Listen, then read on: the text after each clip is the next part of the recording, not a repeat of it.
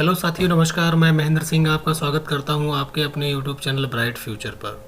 साथियों, अभी 2-3 दिन से मैं आपको वीडियो नहीं दे, वो कॉज ऑफ मेडिकल इमरजेंसी कुछ दिक्कतें आ गई थी, इस वजह से मैंने आपको वीडियो नहीं दे पाया। चलिए, तो आज हम नया सेशन शुरू करते हैं करंट अफेयर से। अभी UP triple S C PET का पेपर होने वाला है, तो उसके लिए मैं करंट अफेयर लाया हूँ। तो ये काफ़ी फ्रूटफुल होगा। तो आइए शुरू करते हैं हम आज का अपना करंट अफेयर। देखिएगा, आईएमएफ वर्ल्ड इकोनॉमिक आउटलुक द्वारा जारी रिपोर्ट में भारत की जीडीपी 12.5 से घटाकर 9.5 कर दी गई है। इसका कारण है कोविड-19 सेकेंड वेव। तो जीडीपी जानते ही हैं, ग्रॉस डोमेस्टिक प्रोडक्शन। तो इंडिया का ओवरऑल पहले या आईएमएफ ने तय किया था 12.5, जिसे घटाकर अब 9.5 कर दिया गया। कारण क्या रहा, कोविड-19 में क्या हुआ कि प्रोडक्शन भी नहीं हो पाया और इसका इसीलिए इसको घटाकर 9.5 कर दिया गया है। चलिए आइए देखते हैं। आईएनएस तबर ने रूस के 325वें नौसेना दिवस में भाग लिया। तो इंडिया का एक जहाज़ है आईएनएस तबर, जिसने क्या किया है, रूस के 325वें नौसेना दिवस में भाग लिया है। देखिए, धौलावीरा। धौलावीरा हड़प्पा सभ्यता या सिंधु सभ्यता का एक शहर है। तो यह यूनेस्को की विश्व धरोहर सूची में शामिल कर दिया गया है।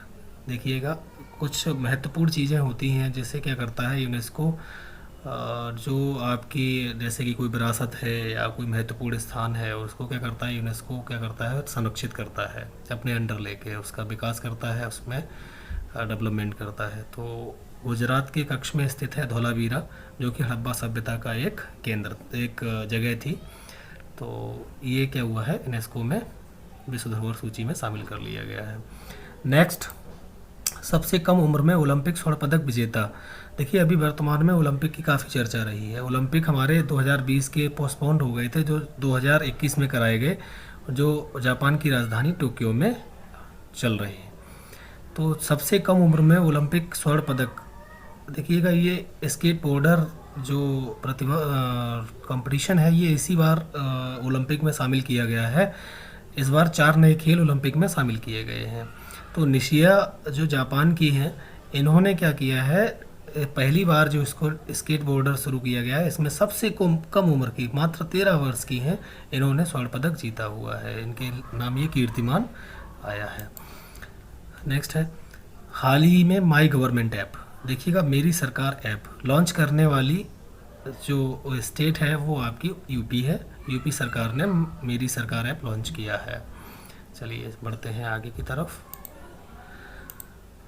देखिए, टोक्यो ओलंपिक में 2020 में इस बार 4 नए खेल शामिल किए गए हैं, जिसमें karate, skateboarding, surfing, support climbing. मैंने कि जैसा कि अभी बताया था कि 4 नए खेल यही हैं। तो ये आपके थोड़े महत्वपूर्ण हैं, इनको थोड़ा सा ध्यान रखिएगा। आगे, बांग्लादेश ने फेसबुक की जगह जोगाजोग ऐप लॉन्च किया है। फेसबुक की जो सिक्योरिटी है या फिर जो हैक कर लेते हैं लोग, उसके देखते हुए बांग्लादेश ने अपना खुद का ऐप लॉन्च किया है, जिसका नाम है जोगाजोग। देखिए, तेलंगाना का रुद्रेश्वर मंदिर बना भारत का 39वां विश्व धरोहर। देखिए, ये भी क्या हुआ, तेलंगाना का जो रुद्रेश्वर मंदिर है, इसको भी यूनेस्को ने विश्व धरोहर स्थल में शामिल कर लिया है। देखिए, 26 जुलाई को मनाया गया कारगिल दिवस। तो भाई, अब हर साल 26 जुलाई को कारगिल दिवस मनाया जाता है। देखिए, ग्रीन सोहराब अली अभियान। तो ये एक क्या है, अमित शाह द्वारा शुरू किया गया है। तो इसमें क्या होगा, टोटल जो फसल है या फिर वहाँ पर ज़्यादा से ज़्यादा वनीकरण के लिए शुरू किया गया है ग्रीन सोहराब अली अभियान, जो कि चेरापूंजी मेघालय में स्थित है। आप जानते ही हैं, चेरापूंजी जो है सबसे ज़्यादा वर्षा यहीं पर होती है, जो कि आपका मौसिन राम इसकी एक गांव है, वहाँ पर सबसे ज़्यादा वर्षा होती है। भारत की सबसे ज़्यादा वर्षा चेरापूंजी में ही होती है। आइए शुरू करते हैं। 11वां क्वेश्चन, भारत का विदेशी मुद्रा भंडार 611.149 अरब डॉलर पहुंचा है। विश्व में सर्वाधिक विदेशी मुद्रा भंडार वाले देशों की सूची में भारत चौथे स्थान पर है। देखिएगा, ये काफ़ी गर्व की बात है कि हमारे यहाँ जो है विदेशी मुद्रा भंडार लगातार बढ़ रहा है। लोग मतलब विदेशी जो है हमारे यहाँ ज़्यादा व्यापार कर रहे हैं इसी वजह से। तो देखिएगा, ये काफ़ी अच्छी बात है। भारत चौथे स्थान पर है। विश्व में चौथे स्थान पर आना बहुत बड़ी बात होती है। चलिए आगे। 12वां, इसरो और नासा का संयुक्त मिशन निसार। इसरो और नासा को मिलाकर ही निसार बनाया गया है। तो ये मिलकर एक उपग्रह लॉन्च करेंगे जिसका नाम है निसार। तो वो क्या करेगा, पृथ्वी पर जो मौसम का परिवर्तन हो रहा है और जो सतह पर परिवर्तन हो रहे हैं उनको ये देखेगा कि आखिर क्या दिक्कत है और आने वाले भविष्य में क्या इसके परिणाम हो सकते हैं। इसलिए ये मिशन निसार जो है लॉन्च किया जाएगा 2023 में। आगे देखिए, इंद्र नौसेना अभ्यास। तो देखिएगा, इंद्र कभी भी आए ऐसा क्वेश्चन तो भारत और रूस के बीच सदैव जो है इंद्र अभ्यास होता है। तो इस बार ये बाल्टिक सागर में आयोजित होगा। इसका 12वां एडिशन है, तो ये बाल्टिक सागर में आयोजित होगा। तो काफ़ी महत्वपूर्ण क्वेश्चन है ये। आगे देखिएगा, भारत ने 14 बाघ अभयारण्यों को, भारत के 14 बाघ अभयारण्य हैं जो टाइगर रिजर्व हैं, उनको ग्लोबल कंजर्वेशन स्टैंडर्ड की मान्यता प्राप्त हुई है, जिसमें यूपी का है दुधवा, असम का मानस और काजीरंगा, एमपी का कान्हा और पन्ना सतपुड़ा, महाराष्ट्र का पेंच, बिहार का वाल्मीकि, वेस्ट बंगाल का सुंदरबन, केरल का पराम्बिकुलम, कर्नाटक का बंदीपुर, तमिलनाडु का अड्डामलाई और मधुमलाई। तो देखिएगा, कर्नाटक का बंदीपुर तो अक्सर पूछा ही जाता है।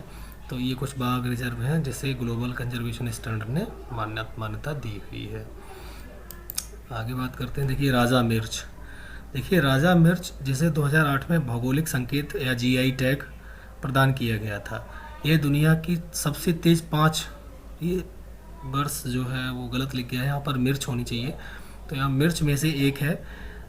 अब यह चीन, अब ये चीज़ें जो है, जो मिर्च है वो नागालैंड से सीधे लंदन को निर्यात की जाएंगी। तो ये भी बहुत बड़ी बात है। देखिएगा, राजा मिर्च जो दुनिया की सबसे 5 तेज़ मिर्चों में से एक है। चलिए आगे देखते हैं।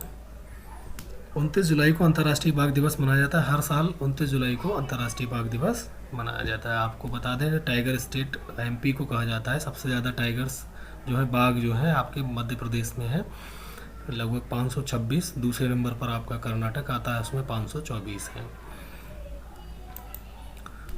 साइबर सुरक्षा सूचकांक में भारत 10वें स्थान पर है, जबकि अमेरिका पहले स्थान पर। तो देखिएगा, आजकल साइबर फ्रॉड काफ़ी चल रहा है।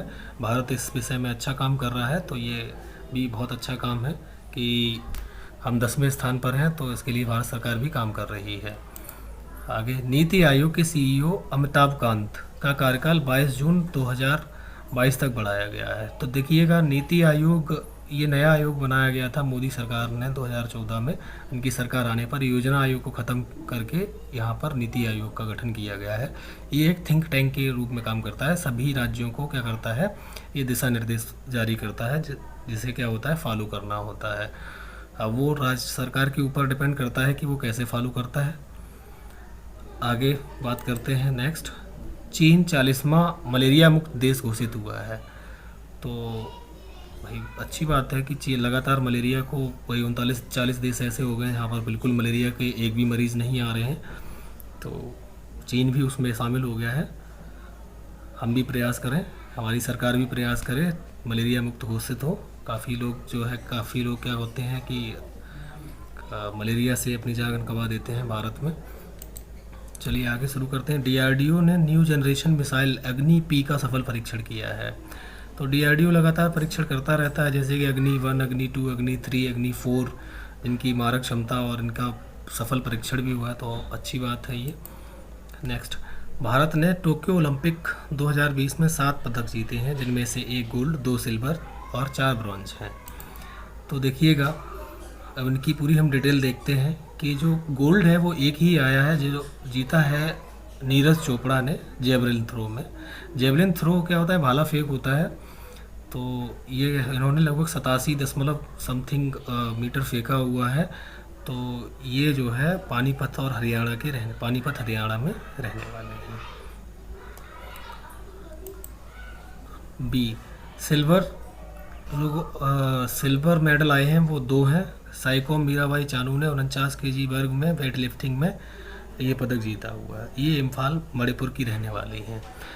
दूसरा पदक आया है रेसलिंग में, रवि कुमार दहिया ने जीता है। ये सोनीपत हरियाणा के रहने वाले हैं। 57 किलो वर्ग में इन्होंने सिल्वर मेडल जीता है। चलिए आगे शुरू करते हैं। देखिएगा ब्रॉन्ज 4 आए हुए हैं, तो ब्रॉन्ज मेडल 4 आए हुए हैं। उनमें पीवी सिंधु, जो आप जानते हैं बैडमिंटन की बहुत उम्दा खिलाड़ी हैं, इन्होंने वीमेन सिंगल में आपका ब्रॉन्ज मेडल जीता हुआ है, जो हैदराबाद गुजरात की रहने वाली है। लोवलीना बोरगोहेन ने बॉक्सिंग में एक ब्रॉन्ज मेडल जीता हुआ है, ये गहलोत राजस्थान की रहने वाली हैं। बजरंग पूनिया, इन्होंने भी रेसलिंग में ब्रॉन्ज मेडल जीता हुआ है, ये झज्जर हरियाणा के रहने वाले हैं। और इंडियन हॉकी टीम ने, जो पुरुष इंडियन हॉकी टीम है, इन्होंने भी लगभग 40 से 41 साल बाद ये मेडल जीता हुआ है ब्रॉन्ज। इससे पहले लगभग 40 से 41 वर्ष तक हॉकी में कोई मेडल नहीं आया। इससे पहले जब मेजर ध्यानचंद जी थी, उन्होंने काफ़ी बार भारत को गोल्ड मेडल दिलाया, इसीलिए उन्हें हॉकी का जादूगर कहा जाता है। तो दोस्तों उम्मीद करता हूँ आज का करंट अफेयर का वीडियो आपको पसंद आया होगा। यदि वीडियो पसंद आया है तो वीडियो को लाइक, शेयर, सब्सक्राइब और हाँ बेल आइकन दबाना बिल्कुल ना भूलें, ताकि हमारे आने वाली वीडियोज़ के नोटिफिकेशन आपको मिलते रहें। धन्यवाद।